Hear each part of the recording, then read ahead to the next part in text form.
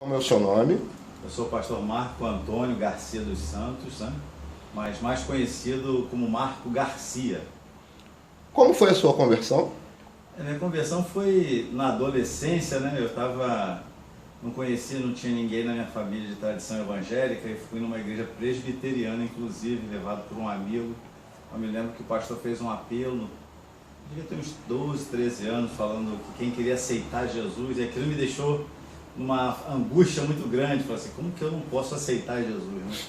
E eu fui lá na frente, naquele apelo. Ali eu dei aquele passo de conversão, mas eu entendo que até uma dica, né? A gente tem que ser bem claro na hora de fazer o apelo, né? A pessoa quer fazer um compromisso de entregar a sua vida nas mãos de Jesus para que Ele guie, né? Porque às vezes a gente faz umas frases que ficam um pouco nebulosas para quem não entende ainda perfeitamente o que está sendo proposto, né? Mas foi mais ou menos por aí. Daí para frente começa a caminhada da minha vida, vamos dizer assim, espiritual, né? Seu chamado ao ministério pastoral, como foi, pastor?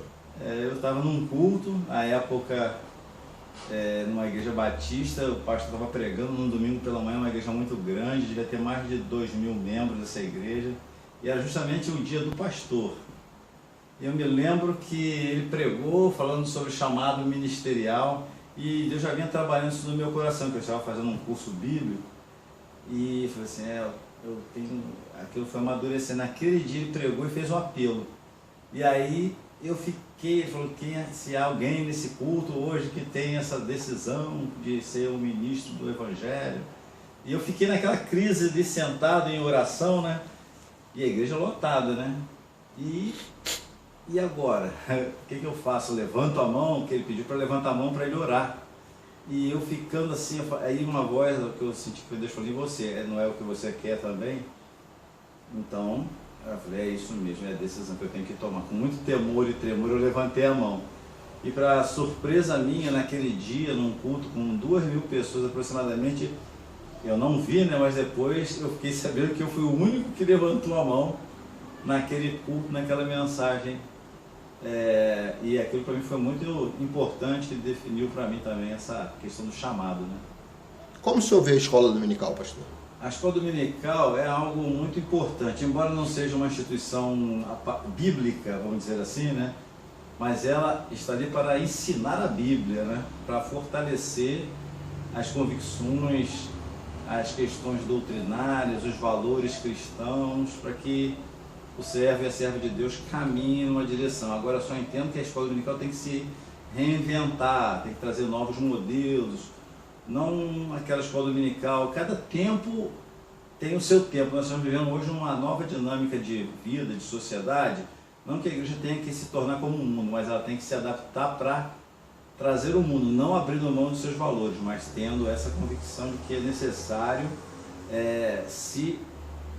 vamos dizer assim, se instrumentalizar com novos instrumentos, lógico, e que podem atrair as pessoas e servir melhor, e ensinar melhor, e trabalhar melhor a palavra de Deus na escola dominical. Rede ou grupo societário? A igreja metodista, ela é fundamentalmente uma igreja que ela defende e tem nos seus documentos a questão dos grupos societários, né? Acho que é uma questão muito de nomenclatura. Se mudar o nome, mas não mudar a cabeça, a visão, vai ser um novo nome com velhas ideias. Eu creio que pode continuar o nome, o importante é mudar aquilo que está aqui na cabeça, para que o coração mude e aí faça a obra de Deus.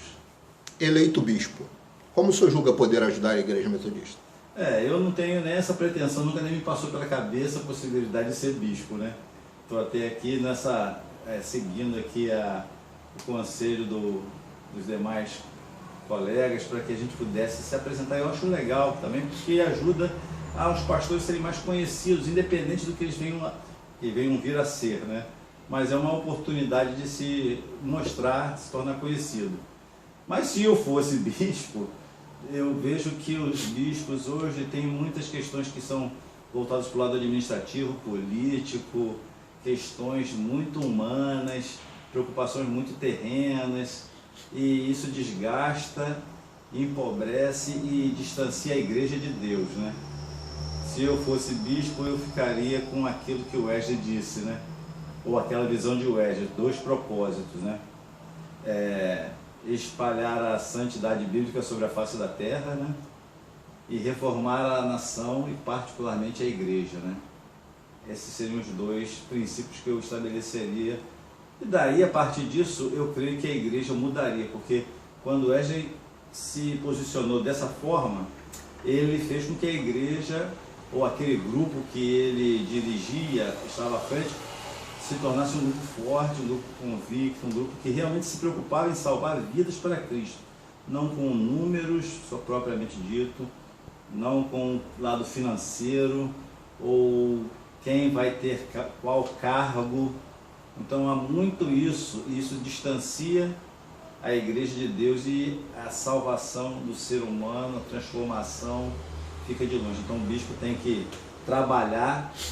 O bispo que for eleito, que está me ouvindo aí, depois pode estar me ouvindo, por favor, procure ajudar a reformar a nossa nação, que nós somos mais de 40 milhões de evangélicos e não estamos fazendo diferença nenhuma no Brasil, né? Que a gente tenha essa convicção a partir da Igreja Metodista e dos princípios de Wesley, né? De reformar a nação e particularmente a igreja, porque a igreja também, para ela poder influenciar, ela tem que ter também uma cara real de santidade, de reforma, de mudança. E a santidade bíblica, que é uma das marcas do metodismo, né? Se a gente não tiver isso, pode ser o bispo mais avivado, carismático, tenha acesso a todas as áreas da igreja, a todos os grupos, mas quem manda vem lá de cima. É Deus que vai fazer a mudança e nós temos que nos submeter a Ele. É isso aí. O que o senhor acha da nova forma de eleição episcopal? Ela é interessante porque movimenta mais a igreja, né? E faz com que haja uma participação, ainda que um pouco distante, mas mais positiva. Porque no final de tudo, é um grupo pequeno que vai fazer isso no Concílio Geral, né? Então nós temos que, já é um passo para que melhora, mas ainda não é o ideal no meu ponto de vista, né? Acho que ainda pode ser mais participativo nessa visão. O senhor tem o desejo de ser eleito? Olha, como eu lhe disse, eu nunca tinha pensado nisso, mas se isso acontecer, esse milagre acontecer,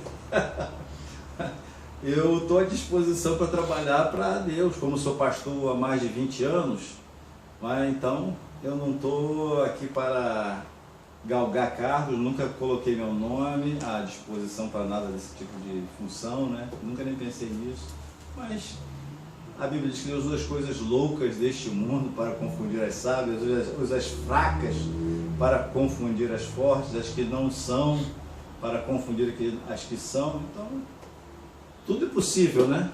Se eu sou um presbítero, isso é possível, embora que jamais eu tenha tido esse tipo de pretensão ou jamais passou isso na minha cabeça. O que acha do atual sistema de nomeações pastorais? Eu entendo que é um sistema que ele acaba provocando algumas distorções, né? Por causa do contexto e a dinâmica que a igreja vive, né?